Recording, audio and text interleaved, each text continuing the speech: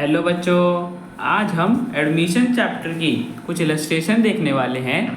देखते हैं ये इलस्ट्रेशन हमसे क्या पूछता है। बच्चों, मधु और विधि दो पार्टनर्स हैं एक बिजनेस में, जिनकी हमें बैलेंस शीट के कुछ एसेट और लायबिलिटी बता रखी है कि फर्नीचर उनके पास 5 लाख रुपए का है, स्टॉक है 3,50,000 रुपीज़ का, डेटर्स हैं 4,05,000 रुपीज़ के और क्रेडिटर है 1,50,000 रुपीज़ का। और बच्चों, बिजनेस में एक नए पार्टनर गायत्री को एडमिट किया गया है और नई प्रॉफिट शेयरिंग रेशियो बता रखी है कि तीनों पार्टनर्स इस रेशियो में प्रॉफिट शेयर करेंगी फ्यूचर में। और स्टॉक की बच्चों हमें बता रखा है कि स्टॉक को रीवैल्यू करा गया है, तो उसकी रीवैल्यू 2,50,000 पे आई है और creditors of 37,500 are not likely to be paid, मतलब हमें क्रेडिटर्स को इतना अमाउंट नहीं देना। ठीक है बच्चों, तो ये हमारी लायबिलिटी कम हो गई बिकॉज हमें क्रेडिटर्स को पे नहीं करना। और बच्चों आगे हम बता रखे कि debtors for ₹5,000 have become irrecoverable and provision for doubtful debts is to be provided at 10%।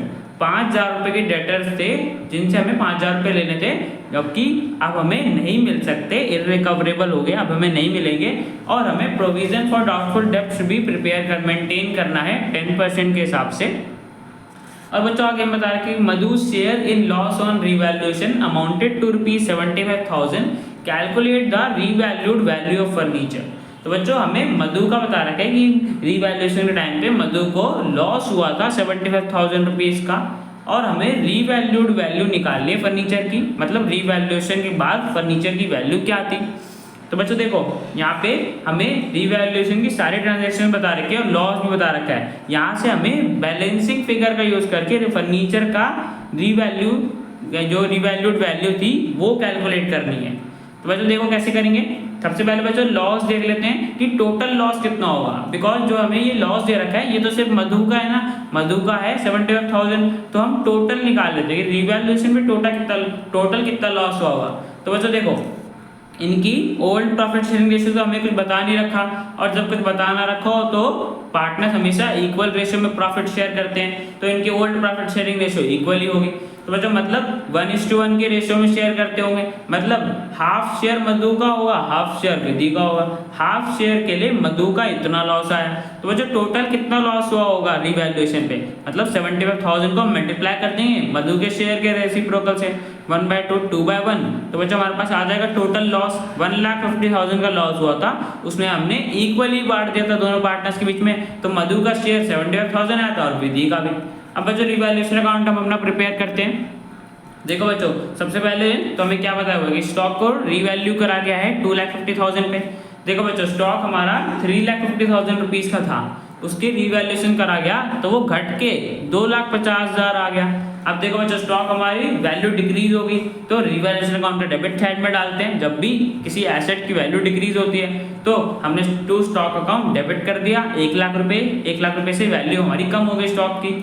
आगे बच्चों में बताया हुआ था कि क्रेडिटर्स को हमें पैसा नहीं देना, 37,500 रुपीज़ का क्रेडिटर थे जिन्हें हमें अब पे नहीं करना। तो बच्चों देखो यहाँ पे हमारी लायबिलिटी कम हो गई, तो बच्चों लायबिलिटी कम होती है, डिक्रीज होती है, तो हमें रिवैल्यूएशन अकाउंट की क्रेडिट साइड में डालना होता है।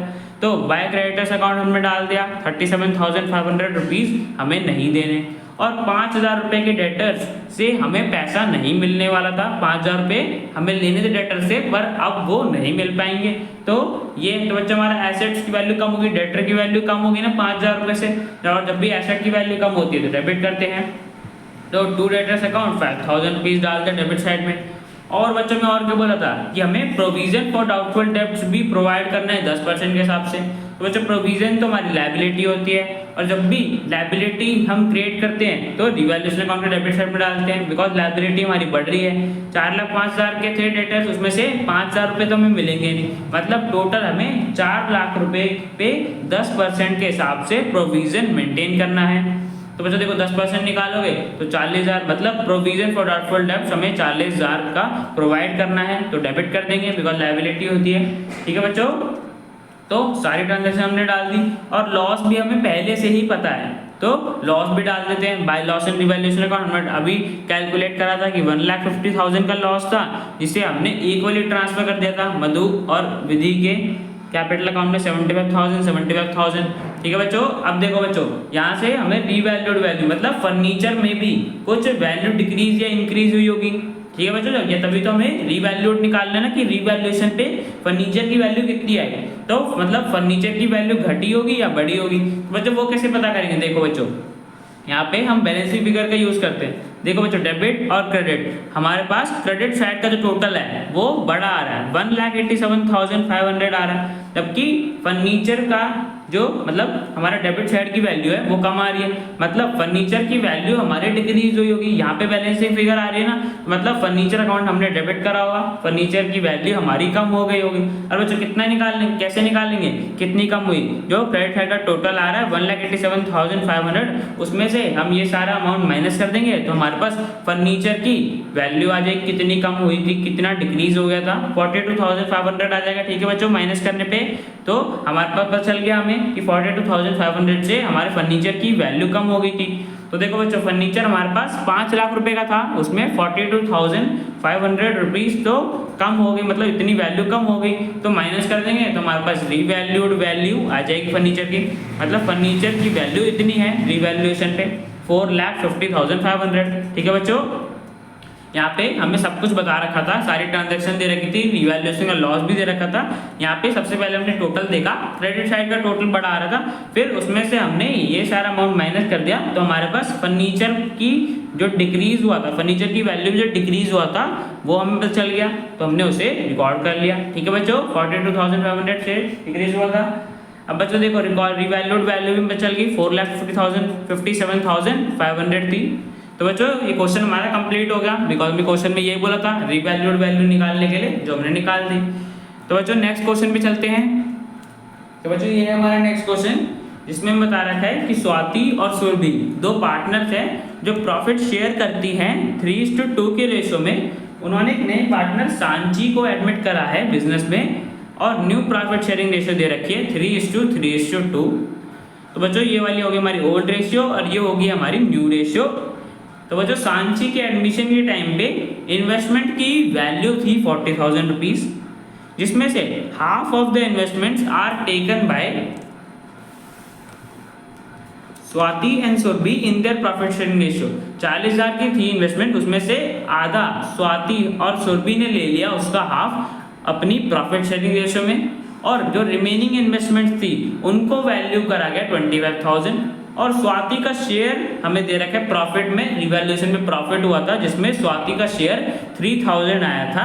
तो हमें क्वेश्चन में बोला है calculate the value at which both the partners will take the investment. तो बच्चों जिस वैल्यू पे पार्टनर्स ने इन्वेस्टमेंट को लिया होगा तो हमें वो वैल्यू कैलकुलेट करनी है। तो बच्चों करते हैं, देखो बच्चों स्वाति का हमें शेयर दे रखा है 3,000, मतलब रिवैल्यूएशन प्रॉफिट तो बच्चों हमेशा ओल्ड प्रॉफिट शेयरिंग रेशियो में डिस्ट्रीब्यूट होता है ना, तो इनकी ओल्ड प्रॉफिट शेयरिंग रेशियो में डिस्ट्रीब्यूट हुआ होगा, मतलब 3:2 के रेशियो में।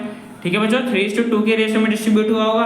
तो यहाँ से हम टोटल प्रॉफिट निकाल लेते हैं कि रिवैल्यूएशन पे टोटल प्रॉफिट कितना हुआ था। देखो बच्चों 3/5 के लिए स्वाति को इतना मिला, अब इसका हम रेसिप्रोकल कर देंगे तो हमारे पास टोटल प्रॉफिट आ जाएगा, मतलब 3,000 मल्टीप्लाई 5/3, तो हमारे पास आगे टोटल प्रॉफिट 5,000 रुपीज। ठीक है बच्चों, रिवैल्यूएशन पे टोटल प्रॉफिट इतना हुआ था।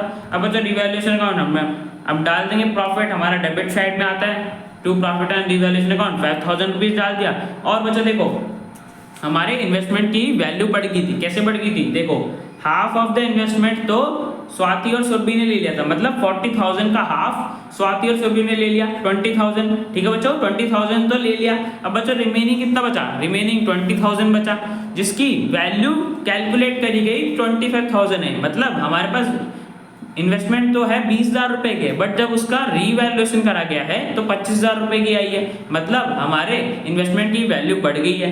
ठीक है बच्चों, देखो रिमेनिंग हमारे पास कितना बचा था, स्वाति और सुरभि को देने के बाद 20,000 रुपए बचे थे, जिनकी रीवैल्यूएशन करा गया तो 25,000 रुपए आया, मतलब 5,000 से हमारे इन्वेस्टमेंट की वैल्यू बढ़ गई है। तो बच्चों हमने उसे रिकॉर्ड कर लिया। इन्वेस्टमेंट एसेट है, जब भी एसेट बढ़ता है तो रिवैल्यूएशन अकाउंट के क्रेडिट साइड में ट्रांसफर करते हैं। तो बाय इन्वेस्टमेंट अकाउंट 5,000 5,000 रुपए से हमारी बढ़ गई थी, जिससे हमारा प्रॉफिट हुआ था रिवैल्यूएशन का। ठीक है बच्चों, आप समझ गए ये रिवैल्यूएशन में प्रॉफिट कहाँ से आया था, जो इन्वेस्टमेंट की वैल्यू बढ़ गई थी ये वहीं से आया था प्रॉफिट 5,000 रुपए, जिसे जिसमें से स्वाति को शेयर मिला था 3000 रुपये। ठीक है बच्चों, तो हमने रिवैल्यूएशन अकाउंट से प्रॉफिट पता कर लिया। अब बच्चों हमने से क्या पूछा था कि जिस वैल्यू पे पार्टनर्स ने इन्वेस्टमेंट ली है हमें वो वैल्यू बतानी है। तो बच्चों देखो क्या बोला हुआ है कि वो उनकी प्रॉफिट शेयरिंग रेशो में लिया है, मतलब ओल्ड प्रॉफिट शेयरिंग रेशो में लिया है। तो बच्चों देखो 20,000 लिया था, हाफ बोला है 20,000 अपनी ओल्ड प्रॉफिट शेयरिंग रेशो में लिया होगा। तो स्वाति ने 3/5 ले लिया और सुरभि ने 2/5।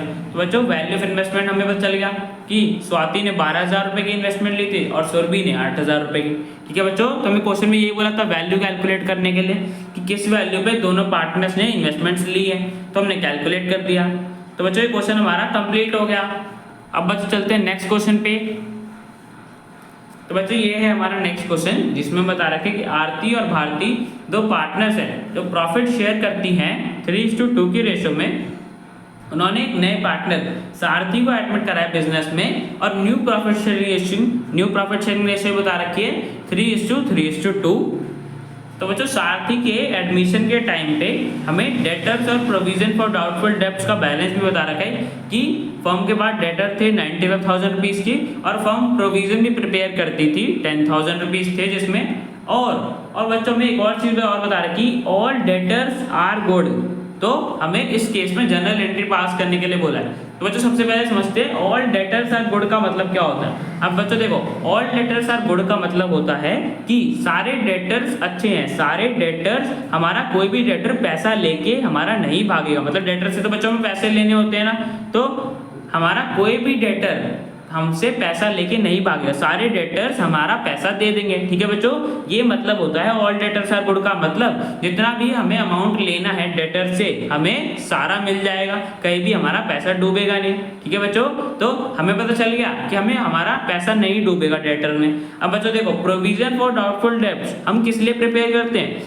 देखो बच्चों प्रोविजन फॉर डाउटफुल डेब्ट तो हम इसलिए प्रिपेयर करते हैं ना बिकॉज अगर किसी डेटर ने हमारा पैसा नहीं दिया तो हम प्रोविजन में से ले लेते हैं, इसलिए बच्चों हम प्रोविजन प्रिपेयर करते हैं ना। अब बच्चों देखो हमें पता है कि हमारा कोई भी डेटर पैसा लेके नहीं भागेगा, सारे डेटर पैसा दे देंगे। तो बच्चे प्रोविजन तो हमारे काम की नहीं है। अब जब हमें पता चल गया कि सारे डेटर पैसा दे देंगे तो प्रोविजन तो बच्चों यहाँ पे हमने एक्सेस क्रिएट कर रखी है, इसका कोई काम नहीं है। ठीक है बच्चों, तो इस केस में सबसे पहले हम प्रोविजन फॉर डाउटफुल डेब्ट्स को ट्रांसफर कर देंगे। हमारे पास एक्सेस प्रोविजन है, इसकी जरूरत नहीं है तो ट्रांसफर कर देंगे रिवैल्यूएशन अकाउंट के डेबिट साइड क्रेडिट साइड में चला जाएगा। ठीक है बच्चों, लायबिलिटी जब भी कम होती है तो हम क्रेडिट साइड में डालते हैं और प्रोविजन हमारी लायबिलिटी है, कम हो रही है 10,000 रुपये से हम हटा रहे हैं अपने प्रोविजन को बिकॉज इसका अब यूज नहीं है। तो प्रोविजन फॉर डाउटफुल डेब्ट्स को हमने जब क्रिएट करा होगा तो क्रेडिट करा होगा, अब इसे ट्रांसफर कर रहे हैं तो डेबिट कर देंगे। और रिवैल्यूएशन अकाउंट की क्रेडिट साइड में जाता है जब भी कोई लायबिलिटी कम होती है, तो 10,000 से डेबिट क्रेडिट कर दिया। तो बच्चों प्रोविजन फॉर डाउटफुल डेब्ट्स को हमने ट्रांसफर कर दिया रिवैल्यूएशन अकाउंट में। अब बच्चों देखो जब रिवैल्यूएशन अकाउंट की क्रेडिट साइड में ये गया होगा तो हमारे पास प्रॉफिट हो गया बिकॉज क्रेडिट साइड में गया होगा, तो डेबिट साइड में तो बच्चों हमारे पास गेन आ गया ना, 10,000 रुपये का प्रॉफिट हो गया। तो जो हमने ट्रांसफर करा था जिससे प्रॉफिट हुआ अब उसे हमें डिस्ट्रीब्यूट भी करना पड़ेगा। वो पार्टनर्स को मिलेगा, कौन से पार्टनर्स को, ओल्ड पार्टनर्स को, उनकी ओल्ड प्रॉफिट शेयरिंग रेशो में। ठीक है बच्चों, तो 10,000 को ट्रांसफर कर देंगे 3:2 की रेशो में। तो बच्चों रिवैल्यूएशन अकाउंट को डेबिट करेंगे बिकॉज उसके डेबिट साइड में प्रॉफिट डिस्ट्रीब्यूट होता है, और आरती और भारती के कैपिटल अकाउंट को क्रेडिट कर देंगे बिकॉज उनको प्रॉफिट में शेयर मिलेगा उनकी ओल्ड प्रॉफिट शेयरिंग रेशो में 3:2 की रेशो में। तो बच्चों आरती को 6,000 रुपये मिलेंगे और भारती को 4,000 रुपये। ठीक है बच्चों, तो हमने इस केस में जनरल एंट्री पास कर दी। तो बच्चों क्वेश्चन हमारा कंप्लीट हो गया। अब बच्चों मिलते हैं नेक्स्ट वीडियो में।